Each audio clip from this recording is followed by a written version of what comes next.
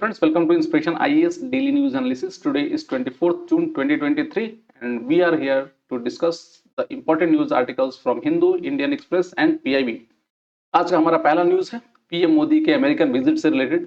Recently हमारे PM Modi का जो अमेरिकन विजिट है ओवर हुआ है और इस विजिट में बहुत सारे कुछ ऐसी चीजें हुई है जो पहली बार हुई है इंडिया और अमेरिका के बीच में। ये विजिट बहुत मायने रखती है इंडिया और अमेरिका के रिलेशनशिप में। तो इस विजिट में बहुत कुछ नया हुआ है और पीएम मोदी ने फर्स्ट लेडी जो है उनको उन्होंने गिफ्ट दिया है एक लैब क्रिएटेड डायमंड्स और कुछ एक गिफ्ट बॉक्स। उस गिफ्ट बॉक्स में कुछ ऐसी चीजें हैं जो हमारे पूरे ऑल ओवर इंडिया को रिप्रेजेंट करता है।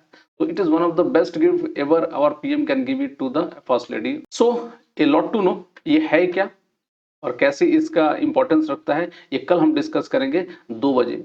So please tune to our Inspiration IAS live channel for this special sessions on PM Modi visit to America।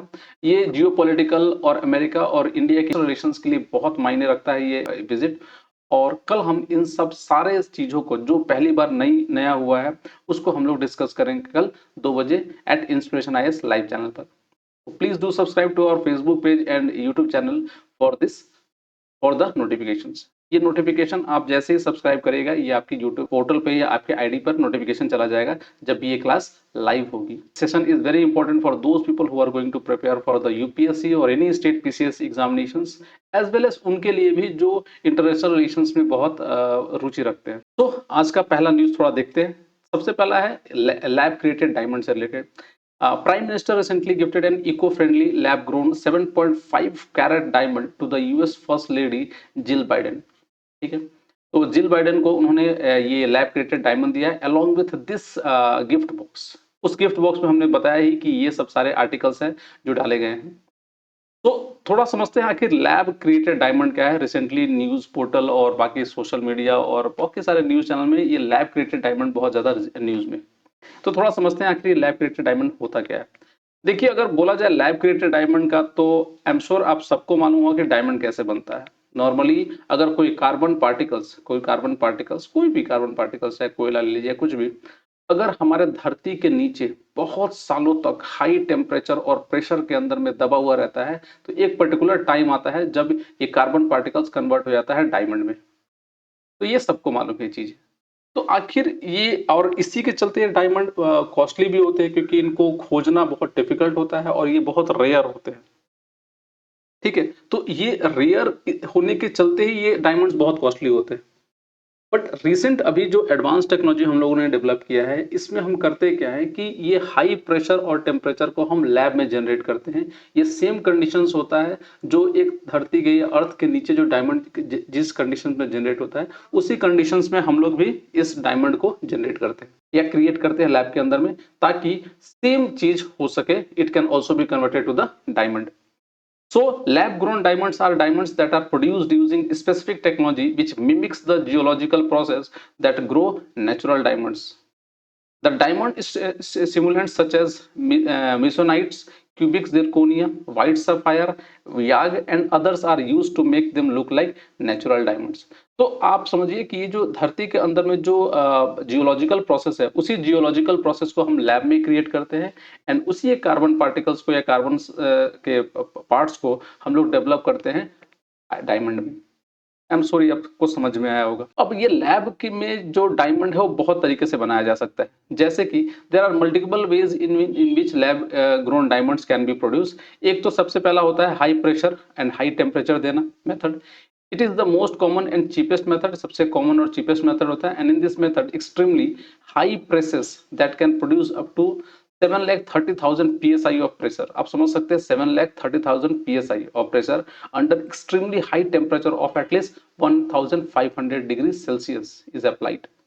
तो ये कंडीशंस होते हैं 7,30,000 psi एंड 1500 सेल्सियस डिग्री का टेम्परेचर दिया जाता है एंड यूजुअली उसमें ग्राफाइट का यूज किया जाता है। तो graphite is used as a diamond seed and when subjected to this extreme conditions the relatively inexpensive form of the carbon turns into one of the most expensive carbon forms. तो ये वही conditions है जो अर्थ के नीचे generate होता है और उसके चलते ही कार्बन पार्टिकल्स डायमंड में कन्वर्ट होते हैं और वही चीज हम लैब में क्रिएट कर रहे हैं ताकि this graphite can turn into diamond. दूसरा मेक मेथड होता है केमिकल वेपर डिपोजिशंस, इसको सीवीडी बोला जाता है, and explosive formation create which is known as detonation nano diamonds. तो ये दो एक्स्ट्रा मेथड्स होते हैं जिसके थ्रू आप डायमंड को क्रिएट कर सकते हैं। एंड आखिर ये डायमंड का लैब ग्रोन डायमंड का यूज क्या होता है? देखिए, लैब ग्रोन डायमंड का यूज बहुत जगह होता है। इंडस्ट्रियल यूज होता है, जैसे कि it is use for industrial purposes in the machine and tools, ये मशीन और टूल्स में यूज होता है। And their hardness and extra strength make them ideal for use as cutters. तो कटर्स के जो पार्ट्स होते हैं, ब्लेड वगैरह होते हैं, वहां पर इस चीज का यूज किया जाता है फॉर कटिंग पार्टिकल्स सब्सटेंसेस, क्योंकि ये सबसे हार्डेस्ट पार्टिकल्स होता है। Pure synthetic diamonds are used in electronics as a heat spreader for high power laser diodes, laser array and high power transistor. So this is bit important, ध्यान रखिएगा, UPSC can ask this question कि what is the use of lab grown diamonds. तो इस तरह के uses होता है। एक तो इंडस्ट्रियल पर्पसेस में इसका यूज किया था फॉर कटिंग सब्सटेंसेस, क्योंकि ये बहुत हार्ड होता है। एंड दूसरा, it can be used in electronics as a heat spreader for high power laser diodes, laser array and high power transistors. Hope समझ में आया होगा सबको। तो that is regarding the lab grown diamond. चलिए अपने अगले न्यूज पे चलते हैं। अगला हमारा न्यूज है बेलिज सर्टिफाइड मलेरिया फ्री कंट्री। तो बेलिज को डब्ल्यूएचओ ने मलेरिया फ्री घोषित कर दिया है, and that is a big news. Belize, जैसे कि आपको मालूम होगा, ये सेंट्रल अमेरिका का कंट्रीज है। ये छोटा सा रीजन है, आपको दिख रहा होगा। ऊपर में इसके बगल में ग्वाटेमाला होता है, होंडुरास है, ऊपर में मेक्सिको का रीजन है। तो Belize is located on the north east coast of Central America and south of Yucatan peninsula. कल हमने डिस्कस किया था युकाटन पेनिनसुला और माया सभ्यता के बारे में। तो it has a land of mountain, swamp and tropical jungles. ये लैंड ऑफ ट्रॉपिकल रीजन में पड़ भी रहा है, तो ये mostly large amount of swamp area है, ट्रॉपिकल जंगल्स है इस एरिया में, और फिर भी उसको मलेरिया फ्री घोषित कर दिया गया। It is bounded by Mexico to the north, Guatemala to the west and south and the Caribbean Sea to the east. Next, geographical features के बारे में बात किया जाए बिलीज का, तो the southern half of the country is dominated by the rugged Maya Mountains. तो Maya mountain से पूरा ये कवर्ड है, and a plateau of igneous rock cut by erosion into hills and valleys that is stretched in a southwesterly to northeasterly directions. The northern half of the country consists of limestone lowland and swamp less than 200 feet, that is 60 meter above sea level. तो ज्यादा height भी नहीं है इनका। Next, along the coast of this country there is a Belize Barrier Reef। ये दुनिया का दूसरा सबसे बड़ा बैरियर रीफ है। कमेंट में लिख के बताइए कि लार्जेस्ट बैरियर रीफ कौन सा है। मैं इस वीडियो के एंड में आपको बताऊंगा आंसर इसका। The reef reserve system was designated as UNESCO World Heritage Site in 1996. So this is regarding the Belize. Next जो न्यूज है आपका GE 7414 इंजन से रिलेटेड।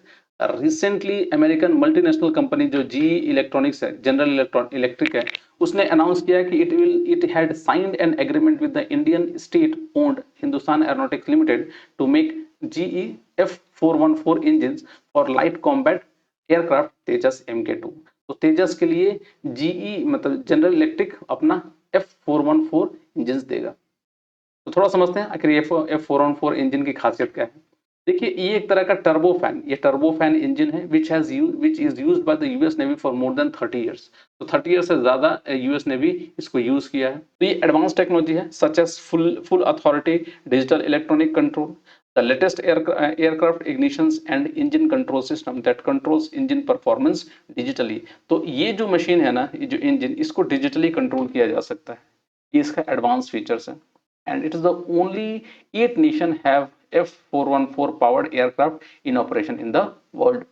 तो दुनिया में सिर्फ 8 कंट्रीज हैं जो इस इंजन का यूज करते हैं। नेक्स्ट हमारे LCA तेजस, लाइट कॉम्बैट एयरक्राफ्ट तेजस के बारे में बोला जाए तो it is the advance version of light combat aircraft MK1A which is being used by the Indian Air Force. But along with this, our Tejas can integrate all indigenous weapon system as well as number of foreign armaments along with 8 beyond visual range missiles। तो ये अस्त्रा है, अस्त्रा missile, and no other fighter aircraft of this class is capable of carrying 8 beyond visual range missile simultaneously. It will have a mission endurance of 120 minutes and is capable of carrying 6.5 tons of weapon payload। ये 6.5 tons of weapon payload लेकर जा सकता है। It will be equipped with a standoff weapon system. The weaponry will also include an air to ground long range deep strike missile Scalp। ठीक है, तो ये कुछ खासियत है हमारे LCA तेजस का। So that's all in DLA news analysis as well as. अगर आप इस लेक्चर्स के PDF चाहते हैं तो आप हमारे टेलीग्राम चैनल से जुड़ सकते हैं। लिंक आपको इस वीडियो के एक कमेंट बॉक्स में दिया हुआ है। तो thanks for watching, please do take care of yourself and please do subscribe to our YouTube channel and Facebook page.